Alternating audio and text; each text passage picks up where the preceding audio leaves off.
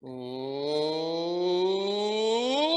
and gentlemen of the high school Jesters universe, it is time to learn your playoff fate. The 13th playoff in high school Jesters history starts right now with our Just to Bracket breakdown. Welcome, Kopy!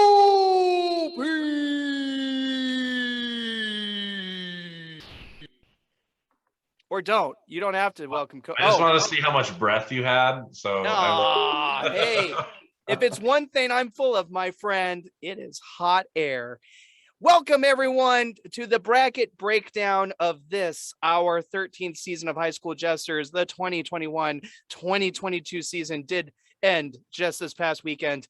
And Kopy, we have had a word from the men upstairs, right? The bracket is out. This is it.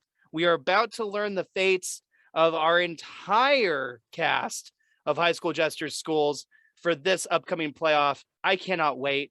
6 teams earned a bye, but other than that, everybody fell where they fell, and we're going to break down every individual matchup in week 1, how it could impact week 2, and what these teams' paths look like en route to a potential improvisational championship. Kopy, congratulations, my friend. You've gotten through another one. I can't believe it. It's been a baker's dozen that you've made it through, and this is the 13th bracket that we will be witnessing together. Well, for you and me, we've shared maybe 8 now, but it's just an honor to get to sit here and be the first to talk about these matchups with you. And I just want to jump right in, sir. How do you want to approach this incredibly exciting topic? well, I say we just go top to bottom as far as the bracket goes. A lot of our students might not be sportsy and just, understand what a bracket looks like. But to me, a bracket's very clean and it tells you exactly what you need to know. So I say we start right at the top. Spring Valley and Cimarron's that first matchup there. So that sounds familiar. Did we not just come off that? Spring Valley and Cimarron? No, it was in week 8. Cimarron faced Cheyenne. Copy that. Good. Just checking. Have they matched up in the season at all, though? No, this will be their first. Fun. That's probably the correct thing to do.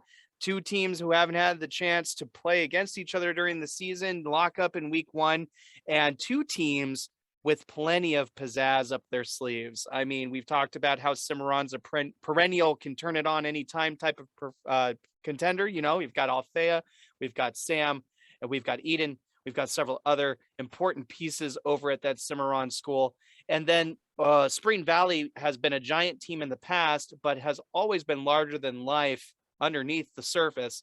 And they've really gotten strong here in the last couple of weeks of the season. How do you see this? How do you feel this? What do you think this?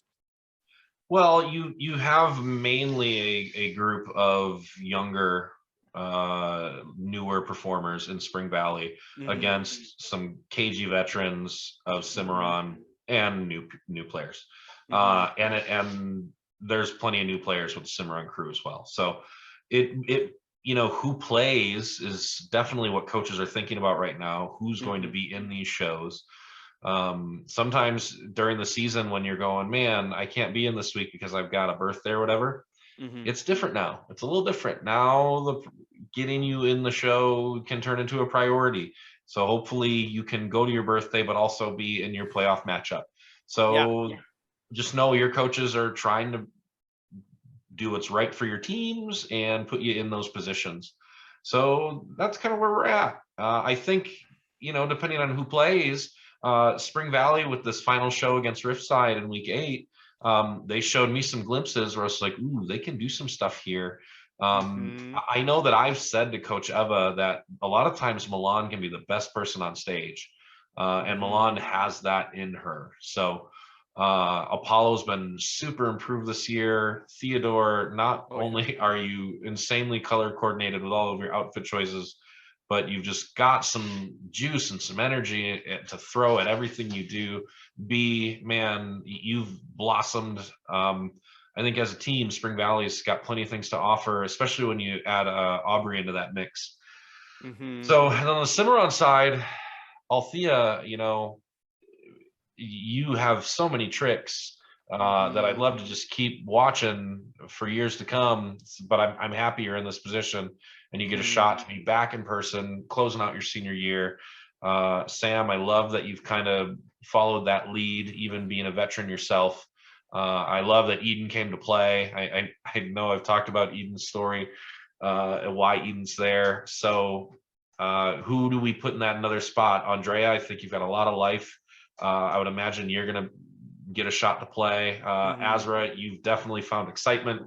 I don't know. I think Cimarron's got a lot of choices to make. There's more Cimarron players than there are Spring Valley players. So yes. What games do you play? Right. So many things to talk about. Get creative, guys. Have fun with this one because both of your schools are equipped with a lot of brave souls and a lot of strong choosers. You know what I mean? Folks who are going to go out there and sharpen one another with each passing moment. So don't be afraid to make each moment count as much as your individual school can. And know that the other school will be countering. It's going to happen. So bring your best energy to this one.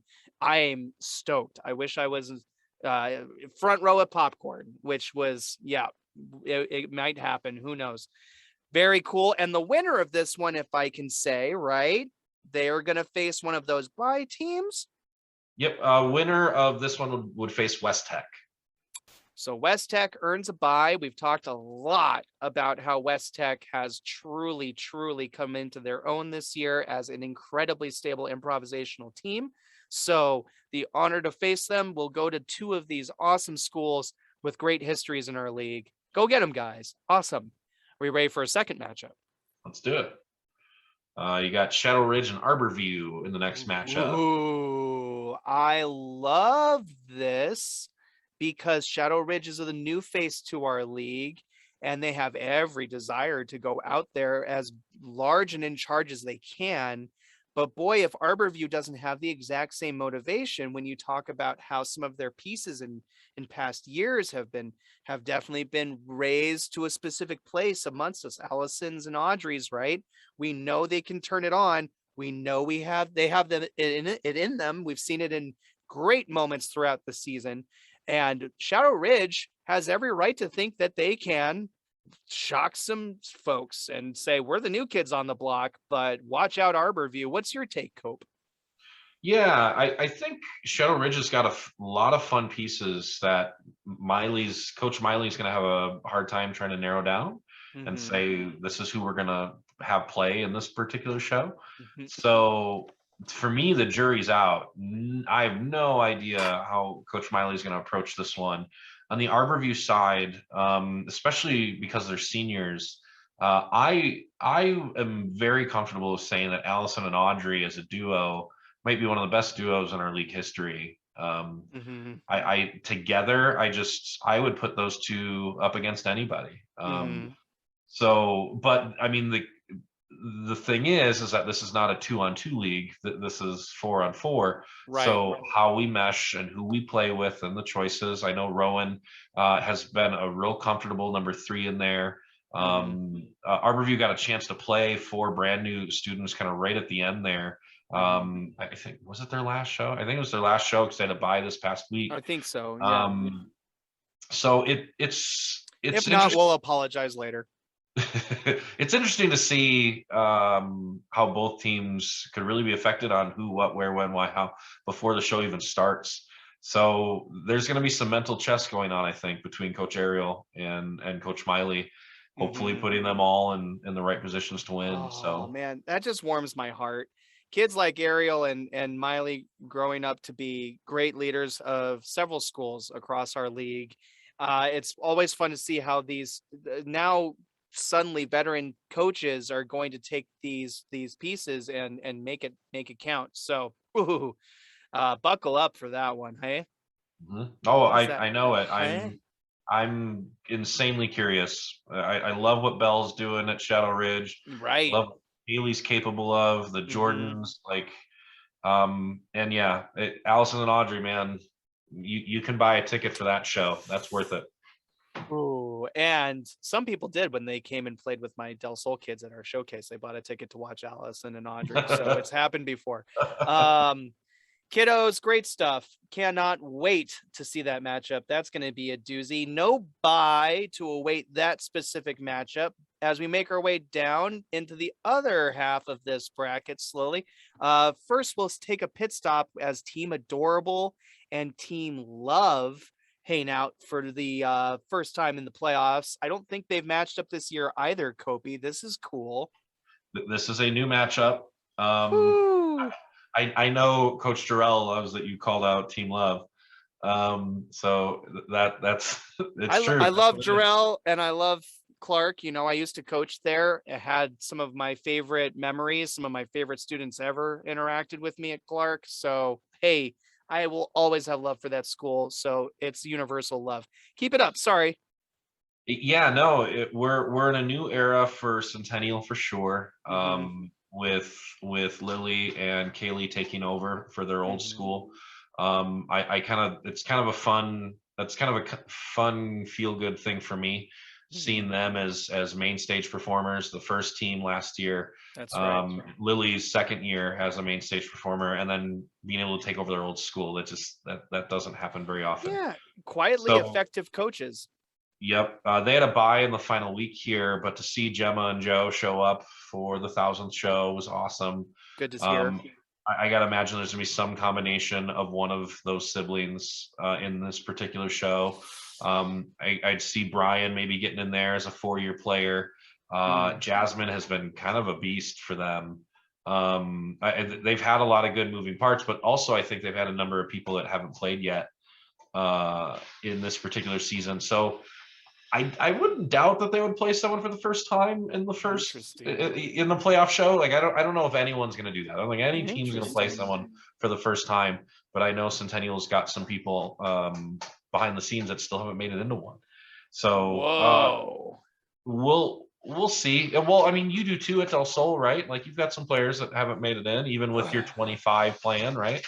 Well, what can I say? It's not about Del Sol at this moment, but I will say that that's a cool thing to think that a student might be bold enough to be placed into that role for playoff time over at Centennial. It can be a clever play. We've seen it in the past where somebody just comes out of nowhere for the playoffs, and then that school goes, "What the heck? Where was this?" But we talked about in recap, right? The comfort zones. Are we prepared? Coaches over at Centennial, be sure to fine tune your pieces before they debut, if that's the case, because you want them to have a good first show. You don't want them to have that kind of experience where maybe it doesn't work out in their favor and it hurts so much we don't see them again. Please give that some heavy thought. Just my own devil's advocacy at voice here. I have faith in coaches Adorable. They'll be okay. The team Adorable will be okay as they take on a Clark school with enough momentum where, hey, anything can happen, quite frankly, for that school. We're kind of excited about it. And the matchup in general is going to be better off for it. There sounds like there's going to be some serious variables at play here.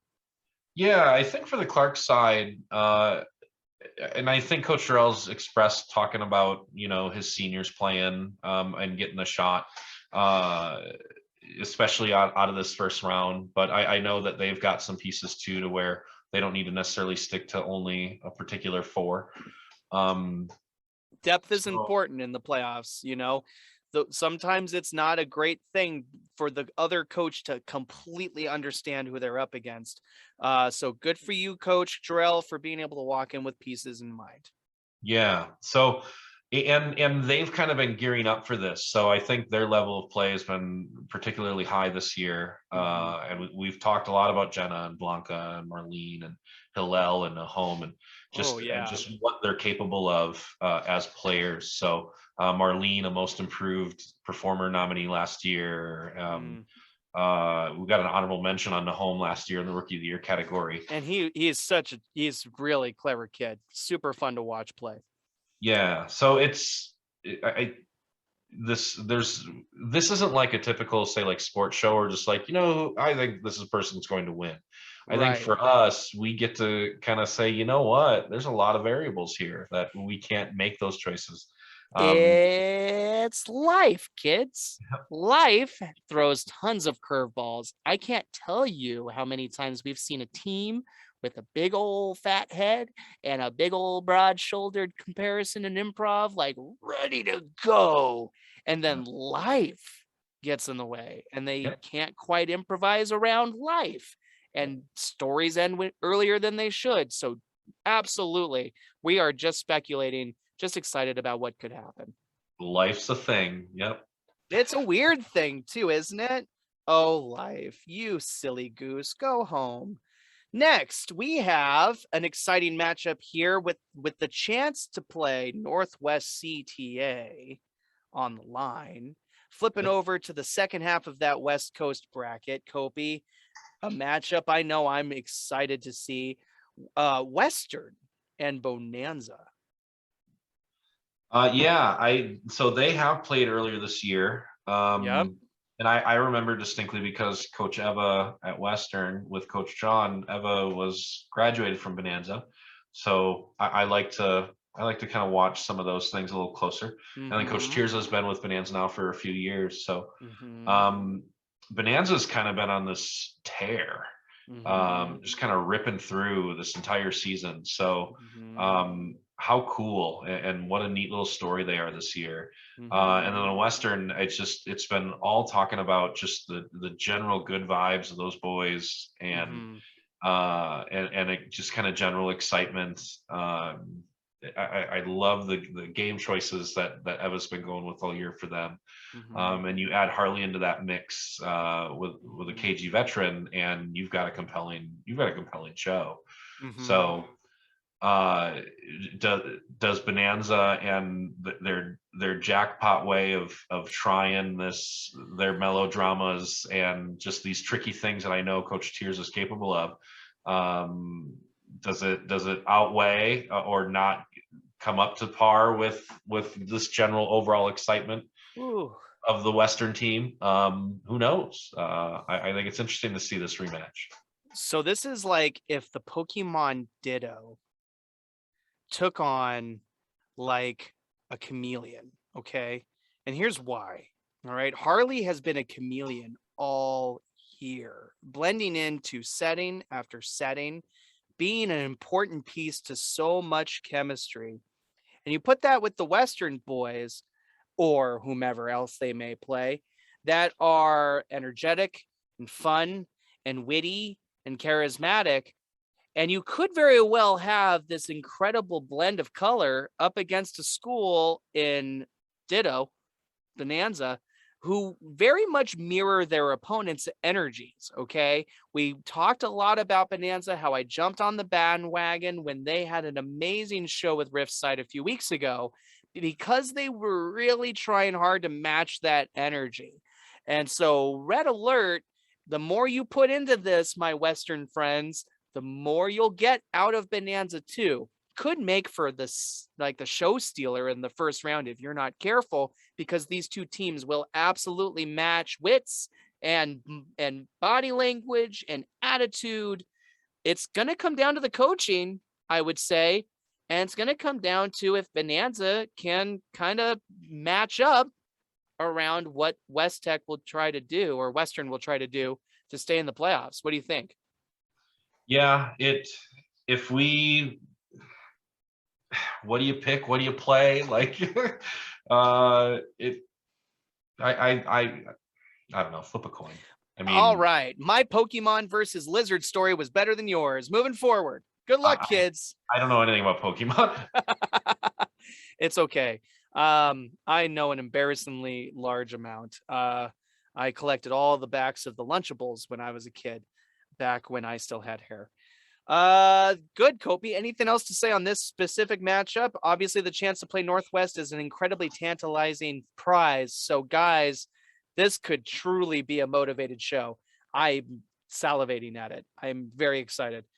But without further ado, we'll move into our next West Coast matchup, friends, as it's Desert Oasis who have been gaining more and more confidence as the season has gone. Truly a mountain rolling downhill at this point, going up against one of my favorite schools, one of my favorite seniors, Vic over there. Victor is getting ready to go toe to toe with this school for a chance to advance in the playoffs. Can Sierra Vista and Desert Oasis put on their own show stealer in round one? What do you think, Cope? Yeah, and on the DO side, I got to talk to Coach Corey this morning. Good. Glad you remembered Corey's name. As far as who's going to play, because Corey's got a lot of moving pieces as well. Sure does. And you talked about life getting in the way. Like they have their play on Saturday after their improv show. Ooh. So, you know, call times, that kind of. I mean, that's all a piece of it. So Corey's has to piece together how, who, and what. But we're all kind of doing the same thing. Everyone gets basically a week to put this all together. Right. So that's where we're at on Ariel's side of it. Coach Ariel from Sierra Vista on her side of it. Of course, narrowing down who's playing is going to be a factor, but I think things have just been constantly stepping up for what Sierra Vista is capable of. So, yay. I think Jade's made a big impression. I know Archer might not be a natural performer, but Archer clearly has a really good brain for this, and has kind of proved it all season long. So yeah, Victor's our 4-year player, and is kind of capable of most things. But that makes me so happy to know Victor is going to be on the website, right? The 4-year players. It's a thing. That's a sweet thing to know. Got to say hi to Victor. That's great. Yeah. And then, so just all the way around, who's going to play on the DO side of it? I think they got a lot of weapons. So I think Cameron's had a great year. So Cameron's got to be in that mix somehow. Sam is a 4-year player for DO. Brianna and Daniel are seniors. They're not 4-year players, but they're seniors who've had an improved year for sure, especially on Daniel's side.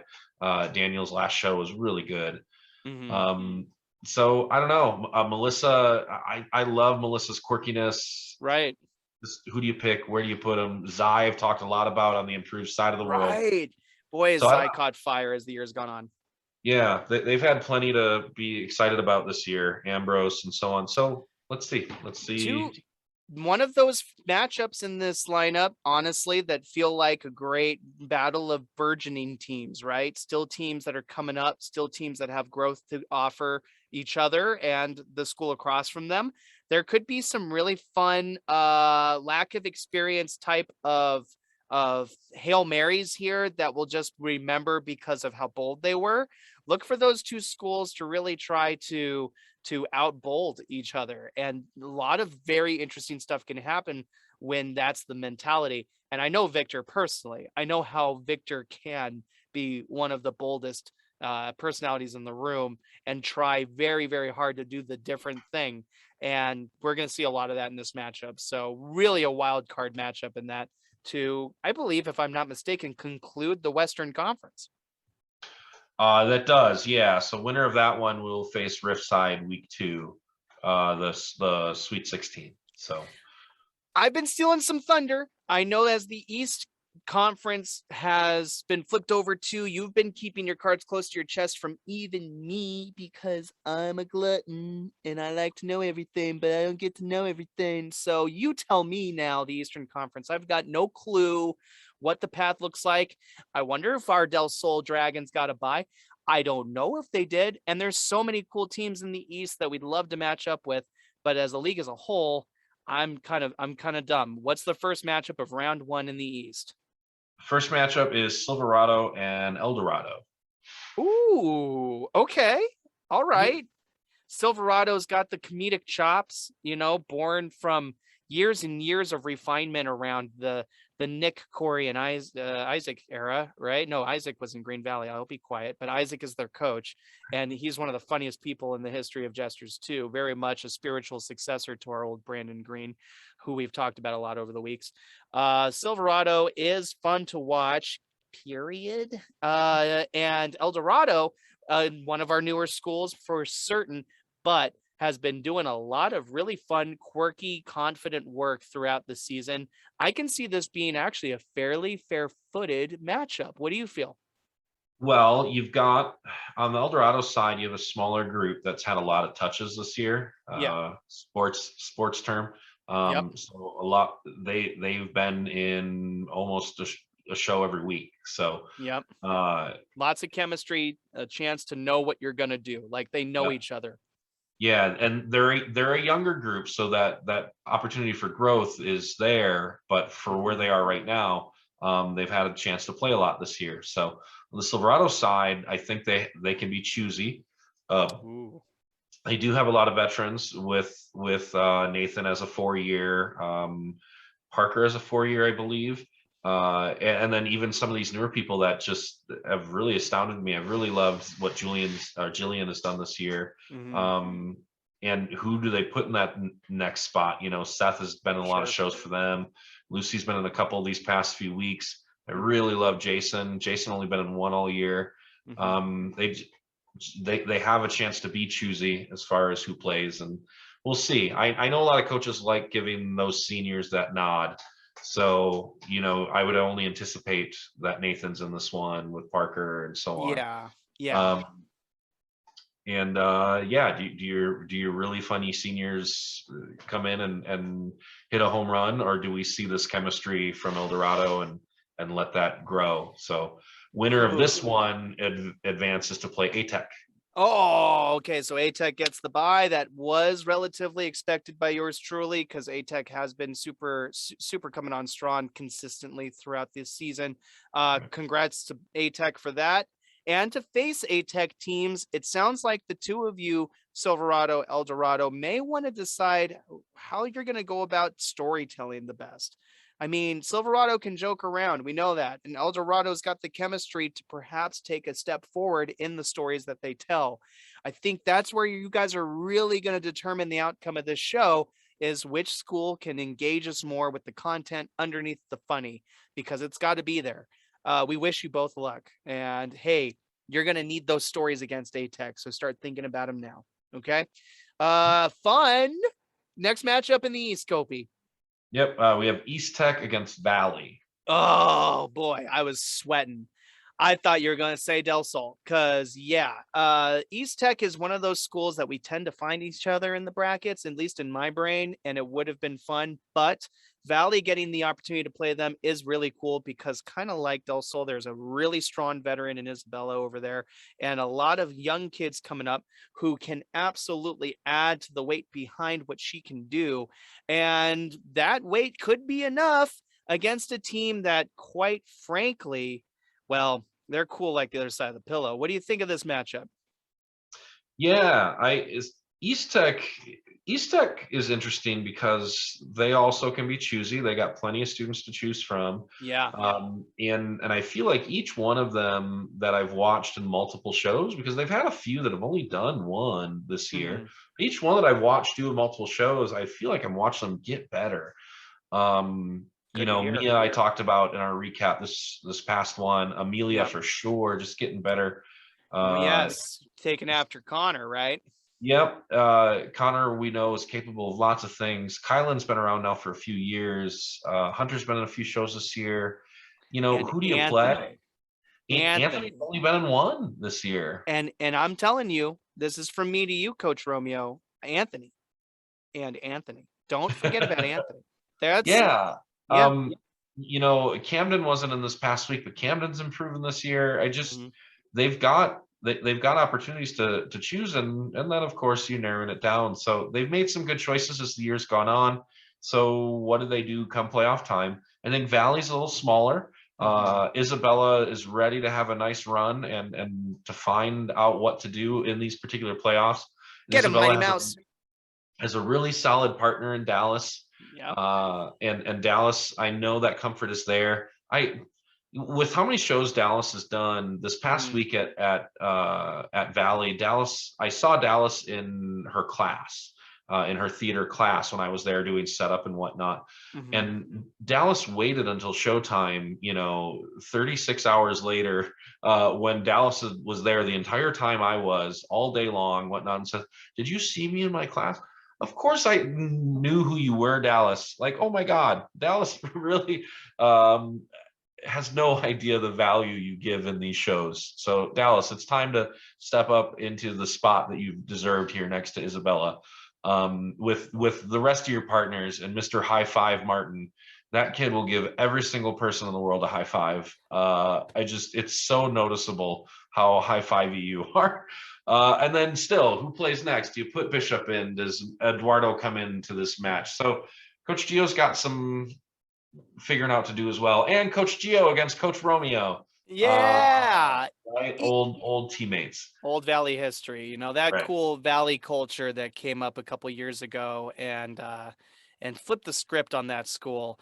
They're one of those teams that will always have value on stage if it's played right, especially with a coach like Gio. And that history between those two coaches can only make for a rip snorting first round matchup. Who will go home first? We don't know, Right. but we wish you both luck. Very cool. All right, I'm getting sweatier. Let's get the next matchup released. Basic and Las Vegas High School. Oh, okay, cool. Las Vegas and Basic, very nice. This is a matchup that will test the young coaches behind the teams, if you ask me, because we got to learn what we're going to do, Las Vegas High School. Here comes a potential hailstorm in this Basic team that has year after year consistently put out strong storytelling, cohesive scenes, just relatable content that Basic does. They are cool and smooth, and they are, I'm never going to say safe, but they make it look so comfortable. They make improv look comfortable. And that's fun to watch a young coach try to bust out and push through like Haley Garcia will have to at Las Vegas High School. But that team has been showing that they've absorbed plenty of her lessons. Their skin has gotten thicker. They know that the show must go on, as we discussed from the show that they had at Desert Pines. And this is a team that I don't think is going to be intimidated by what Basic has brought to the table in years past. And that's all the power to them. They shouldn't be, because anything can happen, as we've discussed in the improv of life. How do you feel about this matchup? It well, we talked a lot this year about the difference between a small and a big team, and in Las Vegas for sure, you've got one of the smallest in the league. Mm-hmm. And I would tell you that those main four that we're going to see in this particular show, I mean, shyness was definitely on the table when they first started this thing. So Mm-hmm. I think that they've stepped beyond that realm. They all have. So Yeah. I'm super happy with where Vegas is at. I do love Coach Haley as a coach. So Yes. yeah, I'm happy with where they are going into this. This is exactly for me what this league is all about, is where Las Vegas is at. So Fun. really happy with that. Now, Basic, you're right. They have a nice history of kind of this turnover of, this is our culture. This is what we do here. Even in the turnover of coaches. So as it went from Coach Diana to Sydney to now Cassie, it's been kind of a fun little evolution that they've been able to keep and really never change. So they do storytell. Yes, they've got some younger people, but they're learning that culture too. So funny, weird dart in the leg that I talked about in our recap, it's just telling their silly little stories. So yeah, Evan is your kind of leader of that particular group, with a Joseph, who's really come on strong this year, your Aaliyahs, your Victorias, your Emmas, your Taz's. So yeah, Coach Cassie's got some choices to make on who's playing in this one, and let's see what they do. So And the winner of this one faces the winner of East Tech and Valley. oh, okay. Very cool. So not learning yet the last two buys to come out of the Eastern Conference. Perhaps soon we will.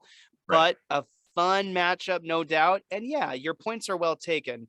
My best advice to you kiddos over at Las Vegas High School, if you find yourself across the stage from Evan Hardy, do your best to match him as far as energy, as far as commitment, as far as big choices. That is going to be key, not just to a great show, but of course, to having the best chance in the playoffs in general, not just It's a, against basic. it's a rematch from 2 weeks ago. So yeah, Well, and they did. I really felt like they were stepping up and being able to play together. So this is I'm happy good. they get to do it again. Yeah. Yeah, that comfort can be helpful for you to have such a much better show. This could be cool. That's going to be a fun matchup, no doubt. Mhm. Well, I think we're moving on to the other half of the East bracket, unless I don't know numbers, which would definitely be believable based on some of the mistakes I've made in our recordings over the last couple weeks. But what do you say? What's next? Desert Pines and Secta. Okay, Desert Pines and Secta, very fun matchup. This is correct for round one, wouldn't you say? Yeah. Two schools who have equal parts capability and I will say merging developing inexperience, right? Like they're also on the incline, both schools, I'd say. A couple of really strong veteran pieces on each side. First, you've got one of my favorites in Sarah Miller, who is likely to play a lot these playoffs because Sarah Miller deserves it for what she's done for the league and for that school. Um, and Sunny too. Don't get me wrong. Another really dynamic duo that we can easily brush over sometimes, but shouldn't, because those two have been playing together for years over at Desert Pines. Right. And playing with them is that Secta team, Ava. I mean, the Sager, Cody Sager. I mean, all I have to do is the Sager. We all know where we're going with that. That's enough for another dynamic duo right there. And these two schools could really truly bring a surprising first round matchup to the table. What do you think? Yeah. I think there's a lot to like about this particular matchup. I might even wonder if this is going to be the most competitive first round matchup. Um, just I think with what everyone does bring to the table. So Fun. I'm happy you mentioned something about Ava for Secta. You know, some I think Ava's style of play is something that can get overlooked sometimes as a player because Mm-hmm. someone who can kind of be this grounded glue, who has a great instincts, who knows how to kind of push in a direction. Sometimes it's a lot easier to look at the person who's over on the side spinning in circles. Mm-hmm. So, you know, your Ava style performers are your Maya Swifts, your ones who can just kind of sit in it Yep. and help us go where we need to go. Mm-hmm. So that's kind of what I think Ava brings to that Secta group. Mm-hmm. And then as far as who plays, I think Coach Ingalls has some choices to make. Oh So, and yeah. then on that Desert Pines, yeah, Sarah, of course. What Sarah's kind of a monster and can do most anything. You're absolutely right about Sunny, what Karen can do for them. And then, man, Haley Silva, who I've spoke very highly of this year on the Desert Pine side. I would only imagine you would see those three in this particular show. I know Mm-hmm. that they have the 8 a.m. show, which I mean, I apologize to both schools, but someone had to do it, and Desert Pines needed it. So Desert Pines needed the 8 a.m. show. Well, So there you have it. my apologies go more to Secta having to make that drive. I apologize. Please forgive me. Well, there you have it. Yeah, the 8 a.m. shows. One thing that I was thinking about as you were breaking these down is I think of, and you can correct me if I'm getting off base here, because I haven't watched a ton of Secta this year. Got a little bit more of Desert Pines under my belt, but Desert Pines has been really feeling physical to me as the last couple of weeks have gone. Sarah Miller got this kick from a melodrama practice a few weeks ago that makes me feel like every chance she can, she's doing so much more with her body. And I think the school should lean into that for this first round matchup. And on the other side with Secta, with Ava being perhaps their centerpiece, the conductor that keeps everybody glued together, you got to lean on the cerebral games, right? The ones with some thought provoking concepts to them that an Ava can justify and challenge herself to make whole, maybe an evil twin kind of thing, putting Ava as the justifier. Sorry, I'm giving away too many tips, but the point is you've got two distinctly different styles with distinctly different, distinctly similar capabilities, I'd say, right? Like you said, an even matchup.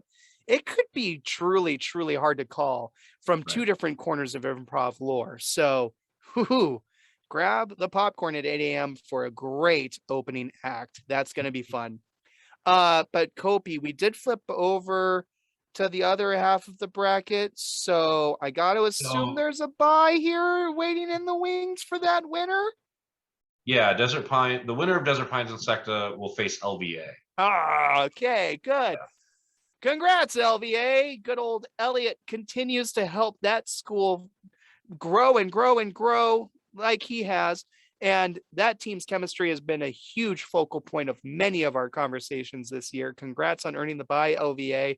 And Desert Oasis Secta, Desert Pines and Secta, just know that you're going to need to find that next gear in your storytelling as well to have a good show with LVA, because they have that chemistry to bring to the table. And that makes a big, big difference. So pay attention to your storytelling this week, kids, and good luck in that first round. We're running out of brackets. What is We're our on the last matchup. So much will happen to my season with this announcement, friends. I'm going to chew on my shirt.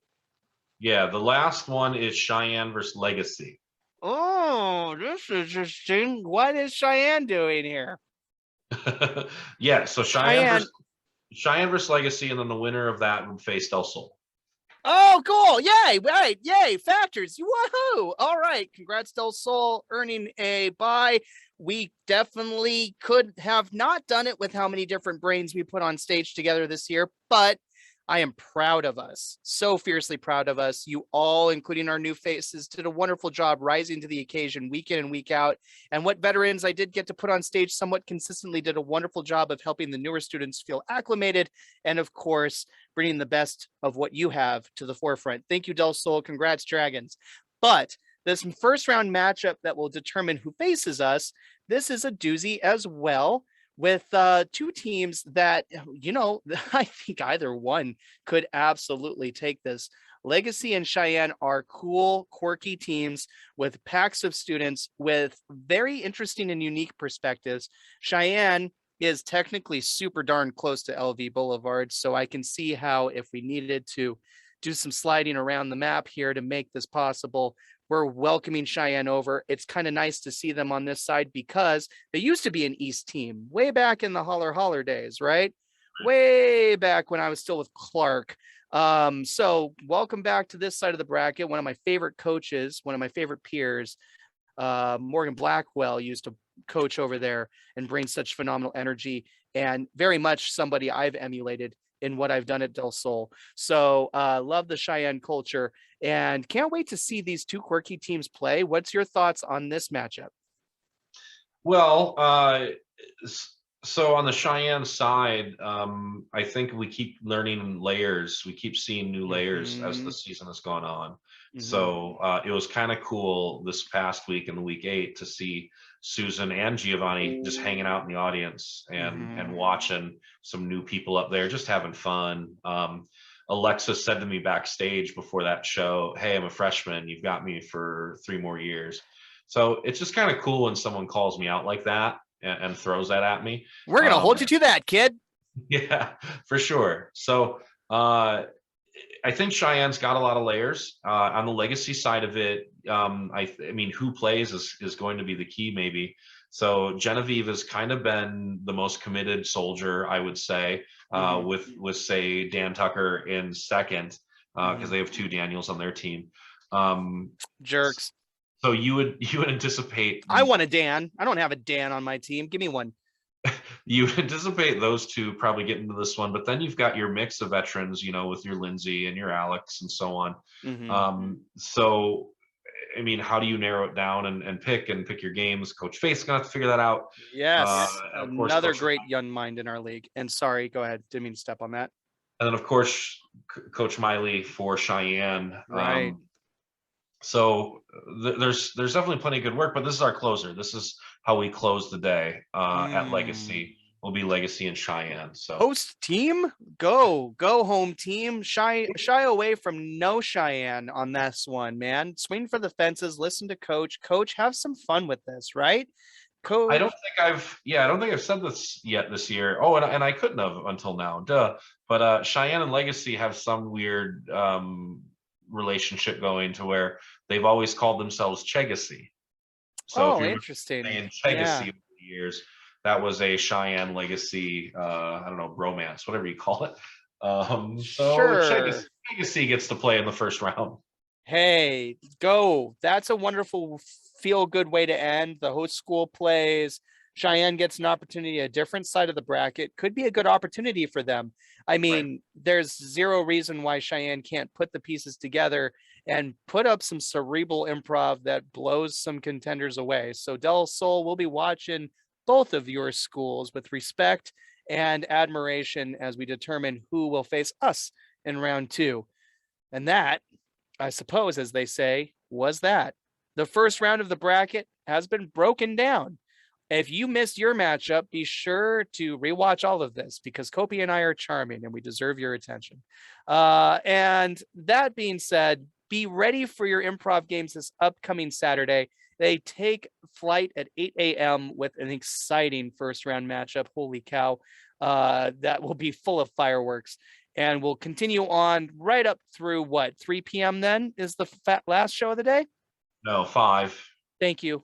Cool. Yeah. Kopy's still got 8 hours of improv to do. So more than that, huh? 9. You poor guy. Yeah. Well, and I was going to say, in addition to, this is our bracket, but next week, so Saturday, of course, is our first round, but starting Sunday and then the entire week, we've got lots of other stuff to announce and throw out there for our playoff spots. We do. Every single award that we give out at the end of the year will learn its nominees this upcoming week as well. So starting on Sunday, the 27th, be excited for a very important video to be released discussing the All-Stars for every single one of the schools who represented our league this year. This is the one student who takes on the moniker of their school in one of the most epic shows of the year, every year on Championship Saturday, which of course falls on the 23rd of April to take place at Del Sol. Hooray. So happy to have Del Sol hosting anything for Jesters at this point. So thank you, Del Sol, for that, speaking objectively. And so then Monday, another award will be announced, and we'll tell you more then. Most Improved Monday, if you will. We'll have Tuesday's big release of the, and I memorized this, right? There it is. I see it. Our Rookie of the Year nominees for all you first timers who've had such an impact on our league. The 30th, Wednesday, is when we will talk about the second team main stage cast, which is a representation of whom Kopy might take with him if he ever got a show on Las Vegas Boulevard and needed some excellent improvisers. And then Thursday, his first team main stage cast. These are the true stalwarts he truly would be willing to pay to watch perform on Las Vegas Boulevard. And finally, the MVP, the big one, Friday, a magical April 1st, which will not be April Fool's Day for you kids who are awarded that nomination. We're not going to troll you. Roman will not be nominated. So it's been an honor. So much more to come.